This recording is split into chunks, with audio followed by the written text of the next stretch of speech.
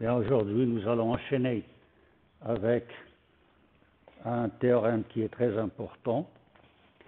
C'est l'équivalent du théorème de Gauss et qui est appelé en magnétostatique le théorème d'Ampère.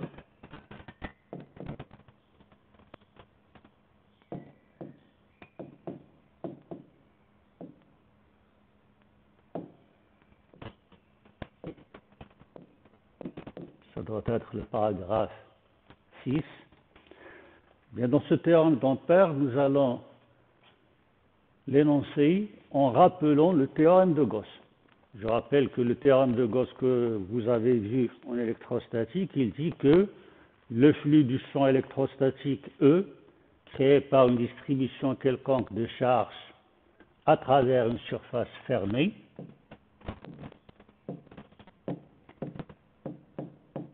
de E à travers une surface fermée quelconque S, est égal à la somme des charges à l'intérieur de la surface fermée divisé par epsilon 0. Ça, c'est le théorème de Gauss en électrostatique.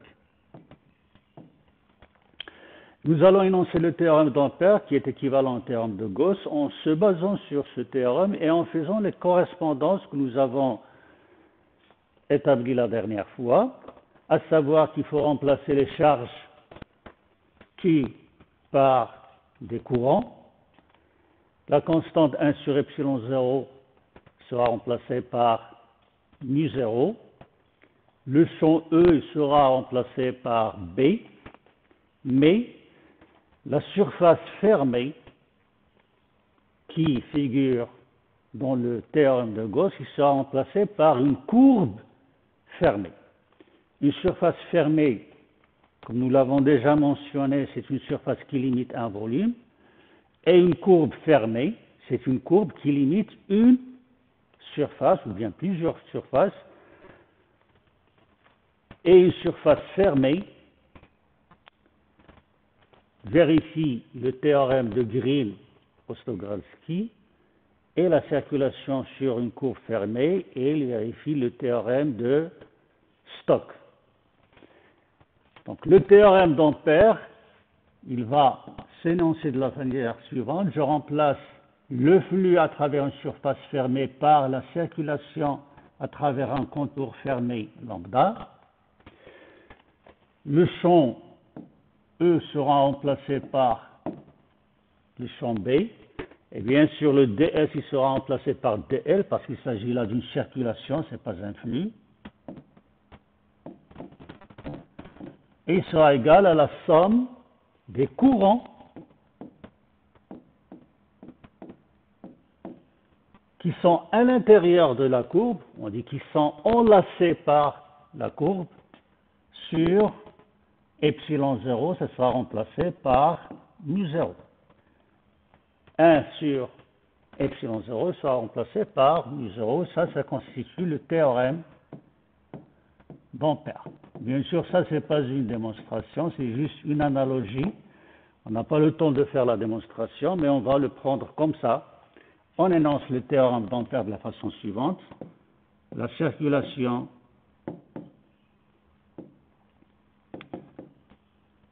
du champ d'induction magnétique B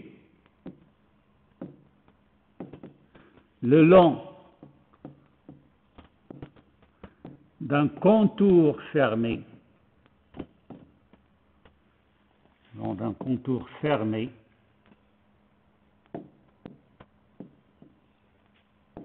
lambda est égal à mu 0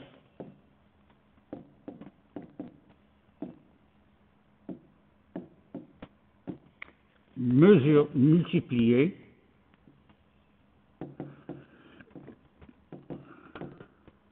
par la somme algébrique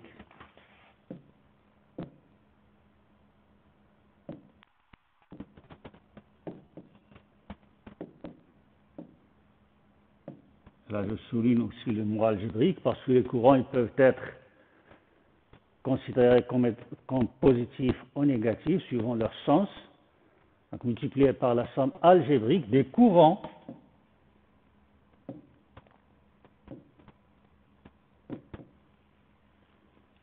enlacé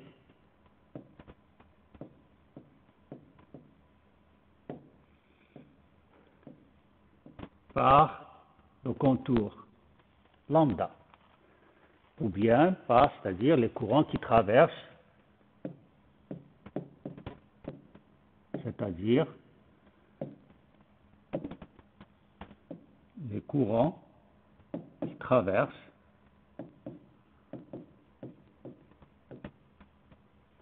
toute surface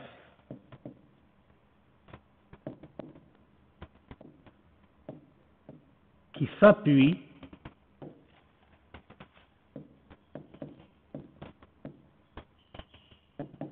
sur le contour lambda.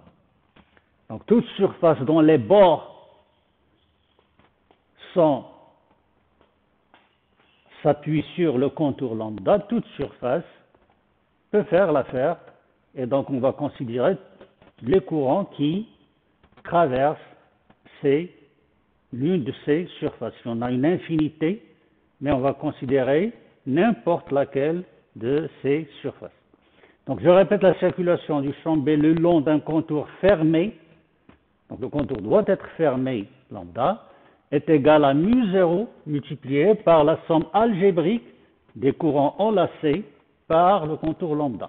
Courants enlacés par le contour lambda, ça veut dire les courants qui traversent n'importe quelle surface qui s'appuie sur le contour lambda. Quand on parle de somme algébrique, ça veut dire que les courants seront comptés positivement ou bien négativement, et ça va dépendre au sens de parcours, au sens de la circulation, parce que lorsqu'on a un contour fermé, on peut parcourir ce contour suivant deux sens possibles. Si j'ai un contour comme ça, je peux tourner dans ce sens ou bien tourner dans ce sens. On a deux possibilités. Eh bien, le signe des courants est lié, le signe de courant est lié au sens de parcours, ou bien de la circulation, au sens de parcours de lambda par la règle du tire-bouchon. Par la règle du tire-bouchon. C'est-à-dire lorsque je tourne dans un sens, ou bien je vais m'enfoncer, ou bien je vais monter. Si par exemple en tournant, je monte vers le haut, eh bien dans ce cas, les courants qui montent, qui sont montants, qui sont ascendants seront comptés positivement, et ceux qui sont descendants seront comptés négativement, et vice-versa. Alors, par exemple, je vais citer un exemple.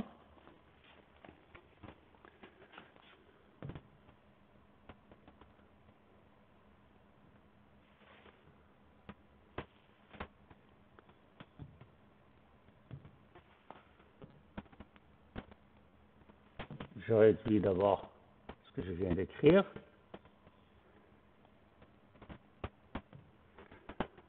Si je considère un ensemble de courants, qui sont comme ça, par exemple,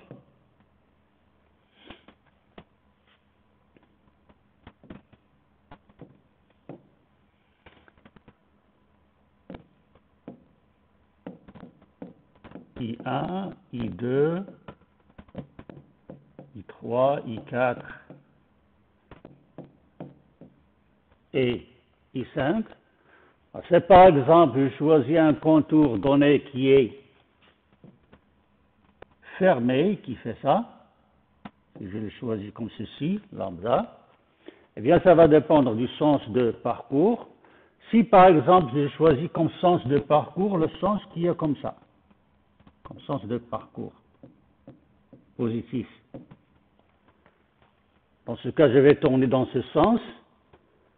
en tournant dans ce sens-là, le sens positif, ce sera du bas vers le haut. Et par conséquent, la circulation du champ B le long de ce contour, il sera égal à la somme algébrique des courants qui sont enlacés par la courbe lambda. Alors je vois que le courant IA, il n'est pas enlacé par la courbe lambda, il est à l'extérieur. Donc par conséquent, il ne va pas intervenir. Le courant I2, il est dirigé du bas vers le haut. Donc c'est le sens positif, donc ça fera plus I2. Le courant I3, il traverse aussi la surface qui s'appuie sur le contour lambda, mais du haut vers le bas, c'est-à-dire dans le sens négatif. Donc ça sera compté négativement, moins I3. I4 aussi sera compté négativement parce qu'il est dirigé du haut vers le bas.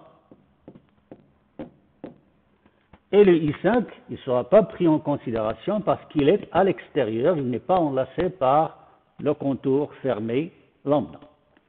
Donc c'est ça le théorème d'Ampère. Comme je viens de le dire, il est analogue au théorème de Gauss en remplaçant la surface fermée par un contour fermé, le flux par la circulation, les charges par les courants. Comme pour le théorème de Gauss, le théorème d'Ampère sera très utile pour calculer de manière simple le champ d'induction magnétique créé par des distributions de courant particulières. Donc, remarque, le théorème d'Ampère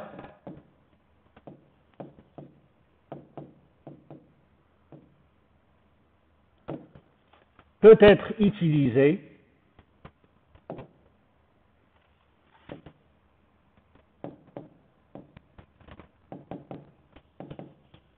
pour le calcul de B, du champ B, à condition bien sûr que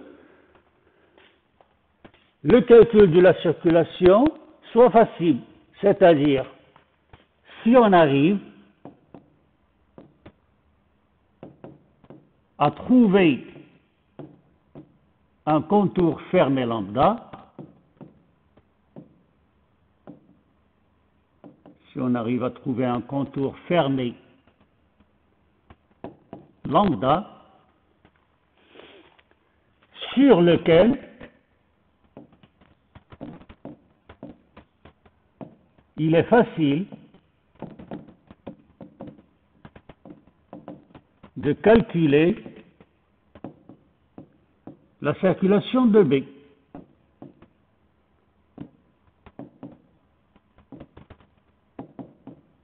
C'est-à-dire, il est facile de calculer l'intégrale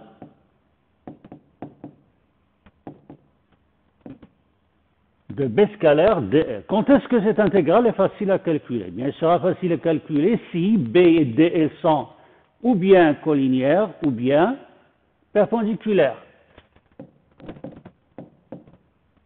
C'est-à-dire si B est perpendiculaire à dl ou bien et, on peut avoir soit les deux, soit l'une des deux, B est collinière à dl.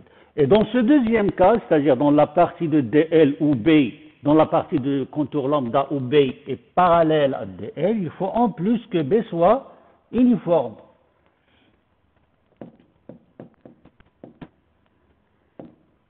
C'est comme pour le théorème de Gauss. Et dans ce dernier cas,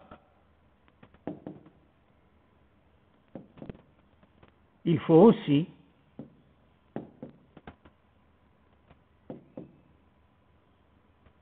que B, plutôt que le module de B soit constant.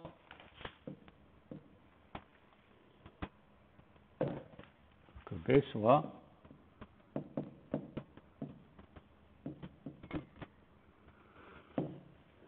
constant.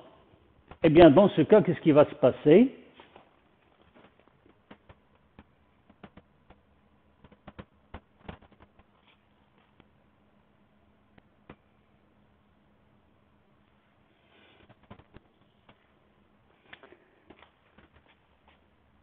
Dans ce cas, je vais avoir l'intégrale de B scalaire dl égale à l'intégrale sur la partie où lambda est perpendiculaire à B, plutôt où B est perpendiculaire à dl, plus la circulation de B sur la partie où B est parallèle à dl. Dans le premier cas, bien sûr, ça c'est égal à 0, parce que le produit scalaire il sera égal à 0. Et le deuxième cas, ce sera B multiplié par dl sur cette partie. Et puisque sur cette partie, nous avons supposé qu'en plus B est constant, donc on peut le sortir de l'intégrale.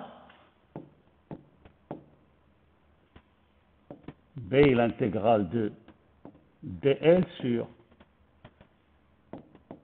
cette partie du contour qui sera égale à L de la partie du contour où B est parallèle à dl. D'après le théorème d'Ampère, ceci est égal à mu0 multiplié par la somme algébrique des courants et ça va me permettre de déduire le champ magnétique B. Vous voyez que c'est pratiquement la même démarche qu'on utilise dans le cas du théorème de Gauss. Bien, comment savoir si B et dl sont collinéaires ou bien perpendiculaires et comment savoir si B est uniforme ou bien est-ce qu'il est variable? La réponse, vous la connaissez. C'est la même chose que ce que vous avez vu pour le théorème de Gauss. Il faut utiliser des règles d'invariance et des règles de symétrie. Pour les règles d'invariance, ils sont les mêmes que pour le champ électrostatique, c'est-à-dire que si la distribution de courant reste invariable par rotation ou bien par translation, alors le champ B est indépendant des variables correspondantes à cette rotation ou bien à cette translation. Donc, règle d'invariance, c'est la même chose que pour le théorème de Gauss. Je la rappelle ici. Si la distribution de courant, au lieu de la distribution de charge, si la distribution de courant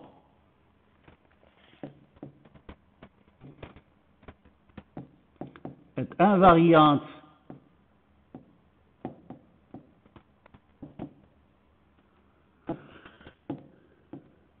par rotation ou par translation,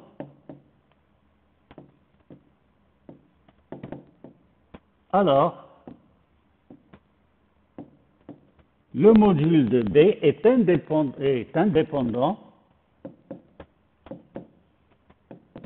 le module de B est indépendant des variables correspondantes à la translation et à la rotation.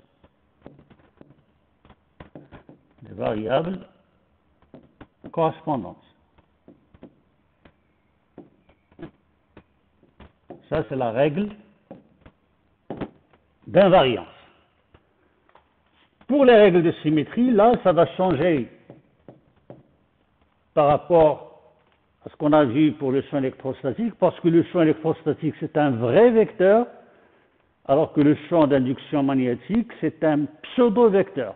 Qu'est-ce qu'un pseudo-vecteur? C'est un vecteur qui est le résultat C'est un vecteur qui est le résultat du produit vectoriel de deux vecteurs.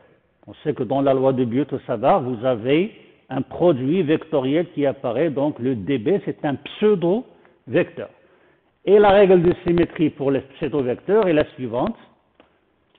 Règle de symétrie.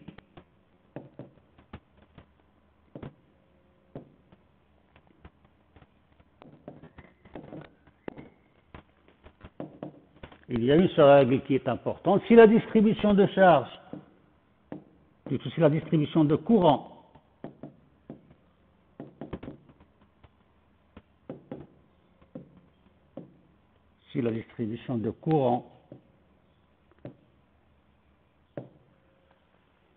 possède un plan de symétrie, si la distribution de courant possède un plan de symétrie,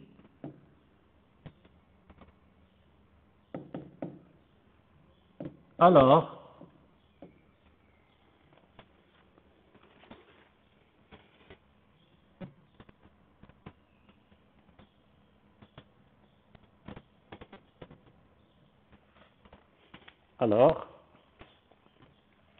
le champ en tout point de ce plan de symétrie, alors le champ B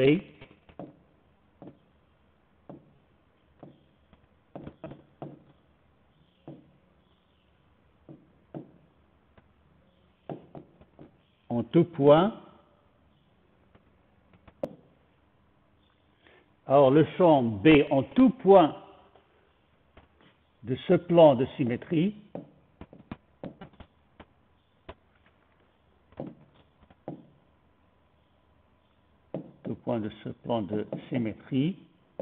est normal perpendiculaire à ce plan. Ça, c'est une règle qui est très importante parce qu'il permet de déterminer exactement la direction du champ d'induction magnétique B dans le cas où vous avez un plan de symétrie. En tout point du plan de symétrie, le champ est perpendiculaire.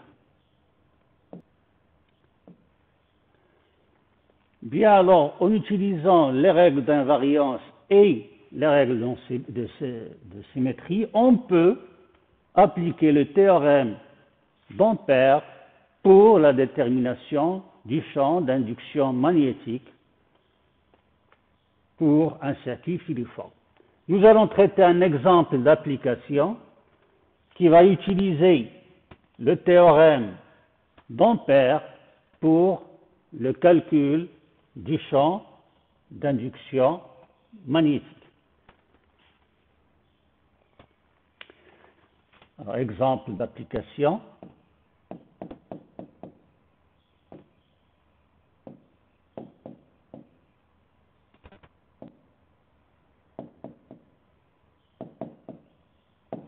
Et nous allons traiter le même exemple que celui que vous avez étudié par la loi de Biot-Savart, c'est-à-dire fil rectiligne infini parcouru par un courant d'intensité constante I.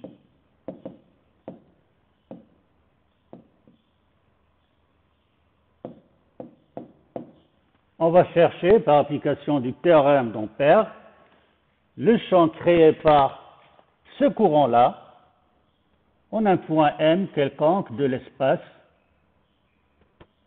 M. Donc je vais tracer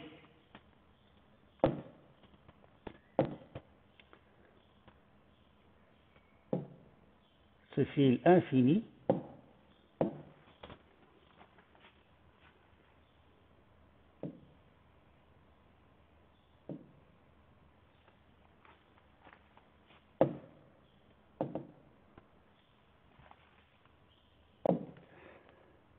et alors je considère un fil infini que je choisis confondu avec l'axe OZ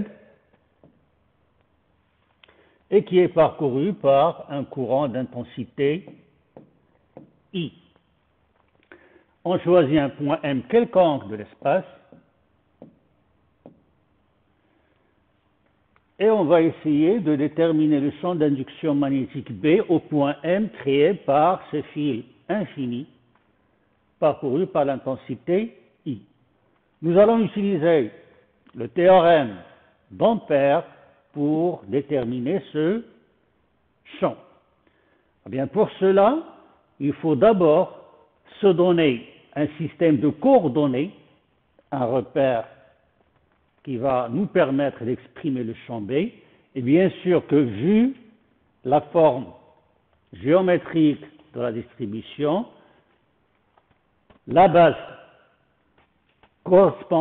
adéquate pour décrire ce champ, c'est la base cylindrique. Donc le point M sera repéré par ces coordonnées cylindriques, ρ, φ et Z. Le point M est à la distance ρ du fil, et vous avez les vecteurs de base eρ, Eφ et Ez. Bien, cherchons quelle sera la forme de la courbe d'Ampère convenable pour le calcul de ce champ par le théorème d'Ampère. En regardant la symétrie, on voit que d'abord pour les invariances, avant la symétrie, pour les invariances, il est clair que si je fais varier la variable ρ, eh bien par rapport au point M, la distribution va s'éloigner ou bien se rapprocher. Ce qui veut dire que le champ B, le module de B, dépend de la variable ρ. La deuxième variable que je peux modifier, c'est l'angle θ, ou bien l'angle φ. L'angle φ, c'est la rotation autour de l'axe OZ. Donc si je fais tourner le fil parcouru par le courant I autour de l'axe OZ, puisqu'il est confondu avec l'axe OZ, rien ne va changer. Donc pour le point M, le fait de faire une rotation suivant l'axe OZ ne change rien à la distribution. Donc B ne dépend pas de phi. Et si je fais une translation suivant l'axe OZ de la distribution, sachant que le fil est infini, donc la translation du fil suivant l'axe OZ ne modifie en rien la distribution de courant par rapport au point M, donc le champ B au point M sera indépendant de la variable Z. Donc il va dépendre uniquement de la variable ρ. Je résume ce que vient de dire, règle d'invariance.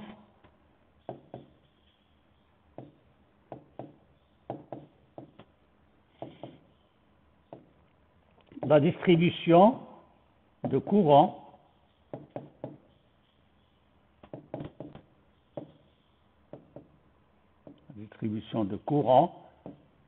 est invariante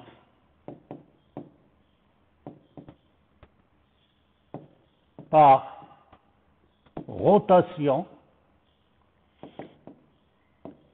ou translation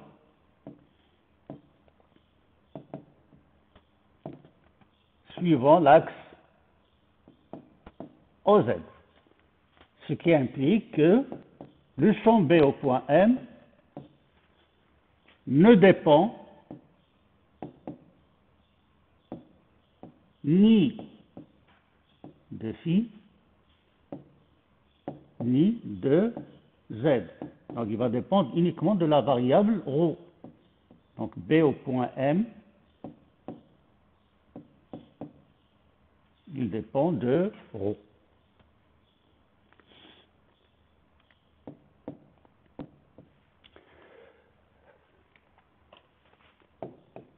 Ensuite, pour la symétrie, on voit que le plan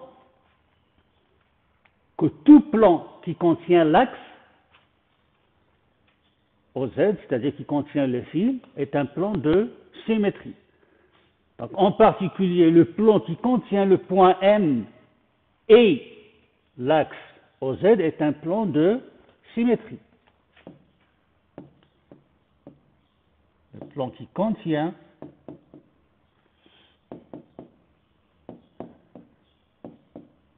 l'axe OZ, c'est-à-dire le fil, et le point M est un axe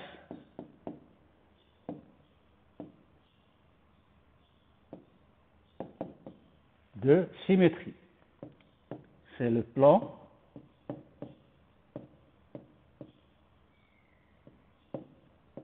M, E. C'est le plan E, phi, M, E, phi, E, Z. Ça, c'est un plan de symétrie. Et par conséquent, d'après la règle de symétrie d'un pseudo-vecteur du champ d'induction magnétique B, le champ B est perpendiculaire à ce plan. B au point M est perpendiculaire à ce plan, ce qui implique que le champ B au point M est un champ qui dépend de la variable ρ, comme on vient de dire, et qui est porté par le vecteur, par E phi. Je m'excuse, le plan que j'ai décrit tout à l'heure, c'est le plan qui contient le plan de symétrie, c'est le plan M euro EZ. C'est ça le plan de symétrie. Donc le champ B au point M est perpendiculaire à ce plan, donc il sera porté par le vecteur unitaire E phi. Je vais le réécrire correctement.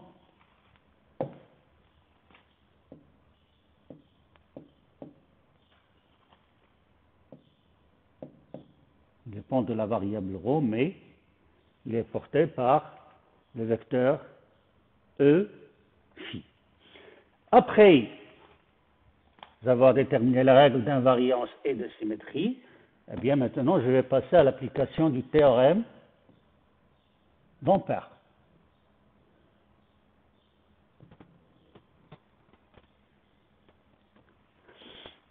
Théorème d'Ampère.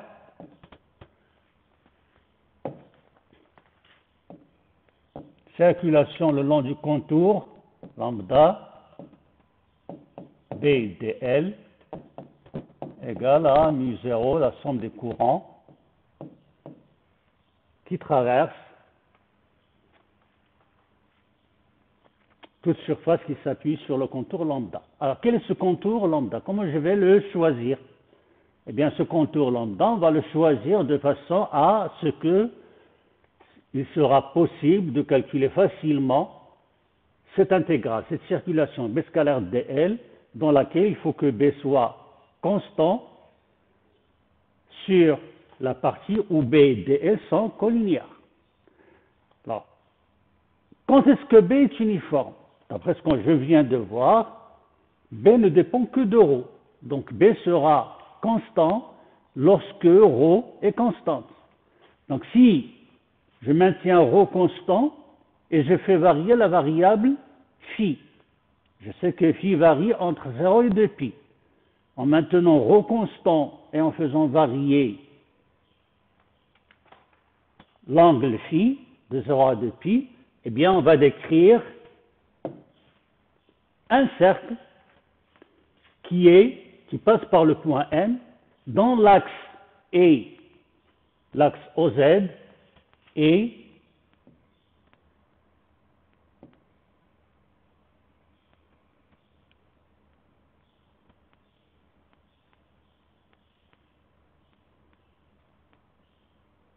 qui passe comme ça par le point M. Bien, ce contour-là, qui est un cercle de centre, qui a comme axe l'axe OZ, qui passe par le point M, et dont le rayon c'est ρ, c'est mon contour d'ampère, que je vais utiliser pour le calcul de la circulation. Et pour le calcul de la circulation, il faut choisir le sens de parcours. Je vais choisir le sens de parcours comme je veux, parce que c'est lui qui va me déterminer quel sera le vecteur. Donc si je prends comme sens de parcours un sens qui est comme ça c'est le sens de parcours positif. Dans ce cas, ça veut dire que le dl que je vais choisir, il sera porté par le vecteur unitaire FI. Si on choisit comme sens de parcours,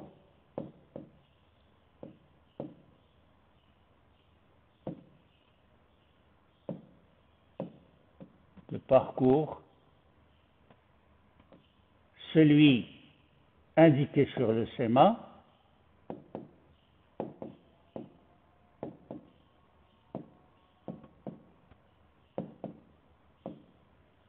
dans ce cas, je vais avoir le vecteur dl, parce que je tourne dans ce sens, qui est porté par le vecteur qui est tangent à la courbe, donc par le vecteur EφI. Il est dans le même sens que EφI. Et j'écris la circulation B scalaire dl égale, je sais que B est porté par EφI d'après les règles de symétrie, dl est aussi porté par EφI, donc ils sont collinéaires. Donc leur produit scalaire, c'est B multiplié par dl. Sur le contour, qui est un cercle de rayon ρ reste constant. Et puisque B ne dépend que de ρ, bien ça veut dire que B est une constante. Donc je peux le sortir de l'intégrale. Ça va donner l'intégrale de B multiplié par l'intégrale de dl. C'est donc égal à B multiplié, l'intégrale de dl, c'est la longueur du cercle, la longueur du contour, c'est un cercle de rayon ρ, donc la longueur est égale à 2π ρ. D'après le théorème d'Ampère, ceci doit être égal à μ0 multiplié par la somme algébrique des courants qui traversent n'importe quelle surface qui s'appuie sur le contour. J'ai un seul courant, c'est le courant I. Est-ce que je vais le considérer comme étant positif ou bien comme étant négatif? Eh bien, le signe de I est relié à celui du contour, du parcours, par la règle du tire-bouchon. D'après le sens que j'ai choisi, le sens positif, lorsque je tourne dans le même sens que EφI, eh bien, le sens positif, c'est vers le haut. Donc, I, qui est dirigé du bas vers le haut, se déplace dans le sens positif, donc je vais le prendre comme étant positif. Donc μ0, I. Eh bien, j'ai terminé. À partir de là, je déduis que B est égal à μ0I sur 2π ρ, et en vecteur, je multiplie par le vecteur EφI. Vous voyez que le calcul est très simple et je retrouve le même résultat que celui obtenu par le calcul direct qui utilise la loi de Biot-Savart. Et ça donne tout l'intérêt du théorème d'Ampère. On s'arrête là pour aujourd'hui et à la prochaine séance, Inch'Allah.